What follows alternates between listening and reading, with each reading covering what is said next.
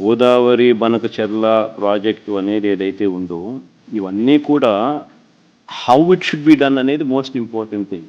When it should be done అనేది another important thing. వ్యవసాయానికి సంబంధించి శ్రీశైలం నుంచి నీళ్లు పైకి నాగార్జున సాగర్కు పంపించాల్సిన అవసరం లేకపోతే రాయలసీమ ప్రాంతం మొత్తం శ్రీశైలం నీళ్లు వాడుకోగలిగే స్వేచ్ఛ రాయలసీమకు ఉంటే అప్పుడు ఇంకా నీళ్లు పైకి పంపించాల్సిన అవసరం లేదు. ఆ నీళ్లు రాయలసీమ వాడుకునే పూర్తి పరిస్థితి వస్తుంది. కానీ శ్రీశైలం నుంచి నాగార్జున సాగర్కు ఏదైతే నీళ్లు పోతాయో అవి పోలవరం ఎక్సెస్ వాటర్ను మనం త్రూ పోలవరం కెనాల్ ఏదైతే వస్తా ఉన్నాయో నీళ్లు, ఆ పోలవరం కెనాల్ను మనం ఇంకా కొంత ఫర్దర్ వైడనింగో లేకపోతే ఇంకా కొంత డీప్నింగో ఇంకోటో చూసుకుని ఆ జూన్, జూలై, ఆగస్టు, సెప్టెంబర్ ఆ 4 నెలల్లోనే ఓవర్ఫ్లో అనేది ఎక్కువగా ఉంది. ఆ 4 నెలల్లోనే దాదాపుగా 80% of the flow of water నువ్వు 3000 టీఎంసీ స్టోరేజ్ చేసుకోలేవు.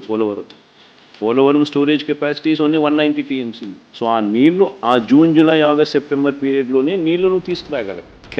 పోలవరం కెనాల్ కెపాసిటీ ఇంకా కాస్త పెంచి ఆయన ఫర్దర్ వైడనింగ్ చేస్తూ డీప్నింగ్ చేస్తూ ఆ నీళ్లు తీసుకొని వచ్చి కృష్ణాకు నువ్వు సప్లిమెంటేషన్ చేయగలిగి కృష్ణా ఆయకట్టుకు నువ్వు నాగార్జున సాగర్కు వెళ్ళి నీళ్లు ఏదైతే ఆయకట్టుకు ఇవ్వాల్సిన అవసరం ఉన్న పరిస్థితి ఏదైతే అదర్వైజ్ శ్రీశైలం నుంచి జరిగేదో అది అక్కడి నుంచి కాకుండా ఇక్కడి నుంచి నువ్వు సప్లిమెంటేషన్ చేయగలిగితే అప్పుడు ఆ నీళ్ళు అక్కడ మిగులుతాయి. అది ఓవరాల్ విజన్. సో ఆ విజన్ జరగాలి అని అంటే ఫస్ట్ చేయాల్సింది ఉన్న పోలవరం కెనాల్ను వైడన్ చేసి డీపెన్ చేసుకోవాలి. So face by face slowly తీసుకుంటూ రావాలి. అంతా ఒకేసారి తీసుకొని వచ్చి అంతా ఒకేసారి చేసి ఒకేసారి పెట్టే కార్యక్రమం ఒకేసారి చేయలేము. ఫేస్ బై ఫేస్ గ్రాడ్యువల్గా చేసుకుంటూ పోవాలి.